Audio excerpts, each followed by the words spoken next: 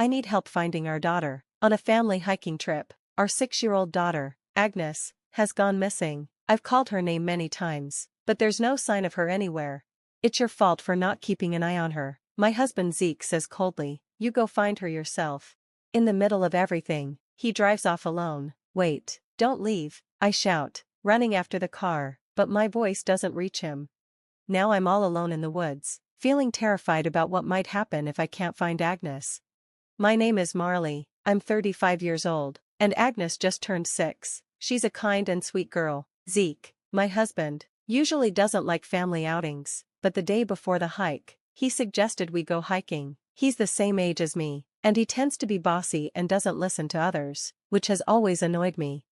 I wasn't too excited about the hike, because my asthma had been bad for the last 3 days, but Zeke insisted, saying the fresh air would help. He didn't even listen to my concerns. When did he start talking to me like that? He used to be so kind when we first got married. Is this what happens to a couple after 8 years of marriage? The day of the hike, we drove for about 2 hours to reach the mountain. When we arrived, Agnes was excited. Wow, look, Mom, I found acorns and pine cones. She showed me the things she had collected. See, I told you it would be fun. Let's enjoy nature, Zeke said. I was glad Agnes was having a good time, even though Zeke, who usually sleeps all day on his days off, seemed unusually excited today. It felt a little strange, but I was happy we could spend a nice day together as a family.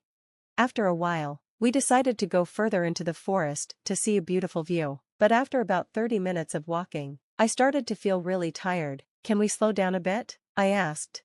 If you can't keep up, we'll leave you behind. Come on, hurry up, Zeke said, and they kept walking ahead.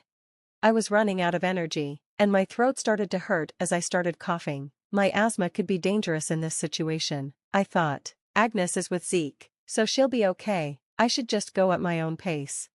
Another 30 minutes later, I caught up with Zeke, but Agnes was nowhere to be seen. Where's Agnes? I asked. She was with me, but she wanted to explore further and ran off, Zeke answered. You let her go alone? I asked in shock. She's too energetic for me to keep up with, Zeke said. If you're worried, go find her. She went that way. He pointed toward a direction filled with thick trees, and the path was hard to follow. I knew I had to find Agnes quickly. This was dangerous. Agnes, where are you? Answer me, I called out, desperately, but there was no response. After about 20 minutes, I returned to where Zeke was, only to find him talking to a young woman in her 20s. Where's Agnes? I asked. Oh, this lady told me she saw a young girl walking toward the parking lot, Zeke replied. I guess I'll go check there. No, you should keep looking in the woods, I said, but Zeke left with the woman, heading down to the parking lot. I went back to searching the direction Agnes had gone. It was eerily quiet, and I didn't feel like anyone else was around. Now that I thought about it, I hadn't seen many people since we arrived, except for that woman. What if I couldn't find Agnes? Agnes, please answer me, I cried, calling her name over and over, but it felt like the woods swallowed my voice. Zeke wasn't answering his phone, and I realized I had no cell service. Feeling lost, I headed back to the parking lot. When I got there, Zeke and the woman were still talking and smiling. I thought maybe they had found Agnes. Where's Agnes? I asked. Nope, she wasn't here, Zeke said casually. I couldn't hold back my frustration. Why are you so relaxed? Agnes is still missing.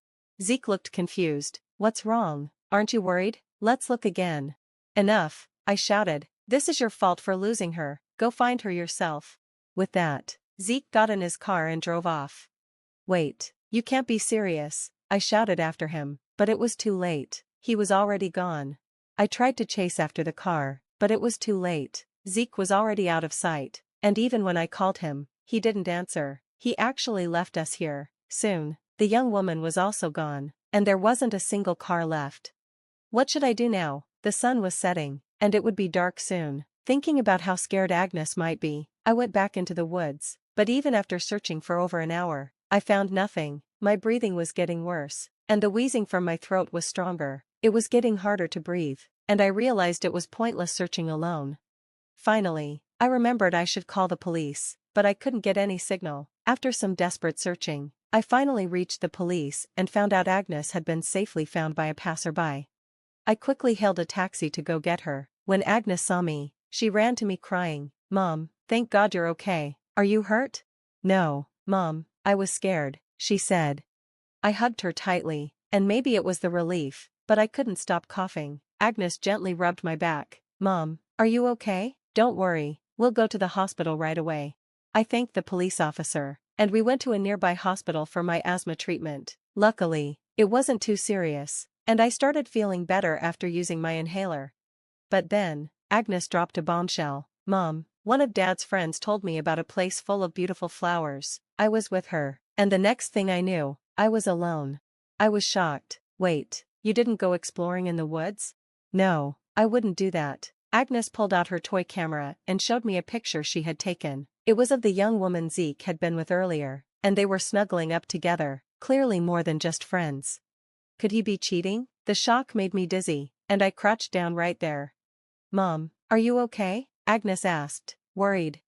Still coughing, I told her, "I'm fine," but seeing Agnes's concerned face, I knew I couldn't just ignore this. Zeke wouldn't get away with it. I decided to hide my whereabouts from him. I turned off my phone's location and planned to stay at my brother's nearby apartment. Zeke didn't know that my brother had recently moved in there. From the apartment, I could see our house, but Zeke's car wasn't there. The house was dark and quiet. Where could he be?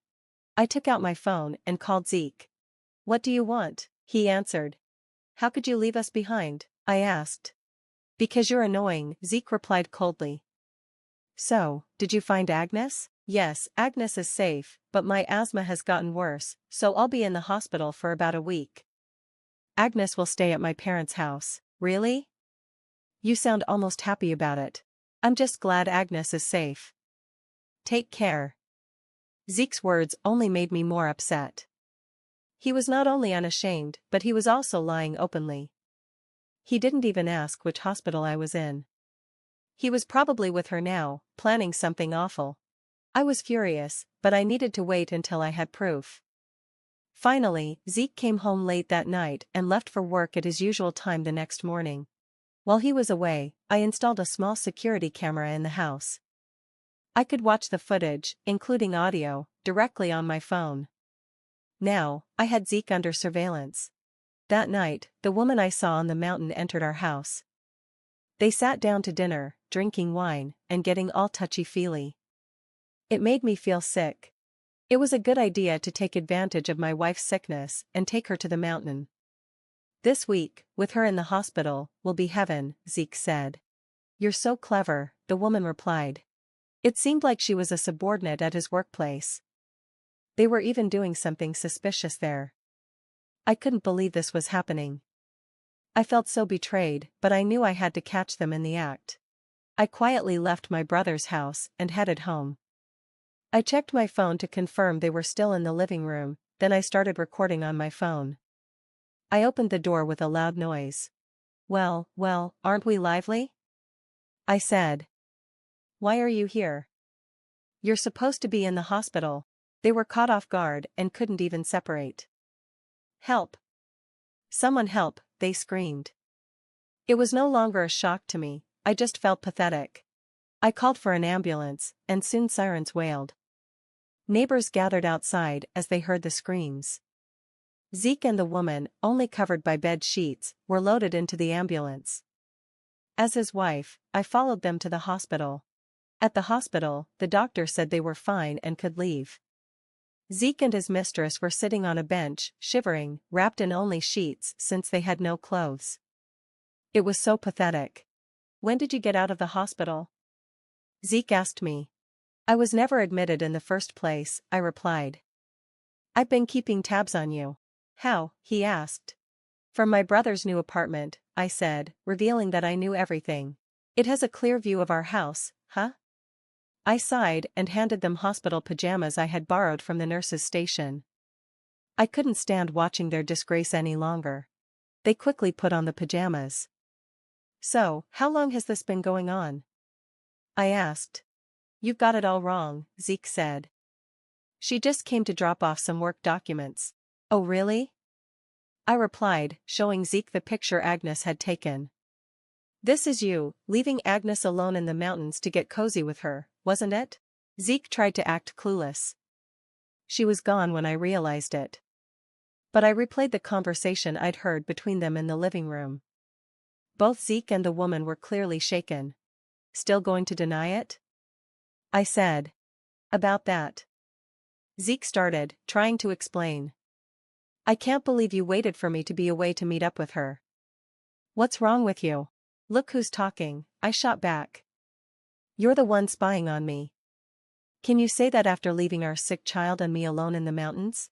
Seeing Zeke's lack of remorse, I felt my feelings for him slowly fade. I'll never forgive you for putting Agnes in danger. Divorce? Zeke asked. Why? How can you even ask that? I said, glaring at the woman next to me. If you're so well matched with her, then just go be with her. The woman tried to link arms with Zeke, but he shook her off and grabbed my hand. I was just messing around with her. I never intended to ruin our family. Honestly, it was painful and awful, so I'm breaking up with her. The woman's face twisted with anger, and she slapped Zeke. Are you kidding me? What are you saying? Enough. I said, feeling disgusted by their actions. You both are to blame, her for knowing you were married, and you for doing this. A nurse came over and scolded them, saying, "This is a hospital, keep it down."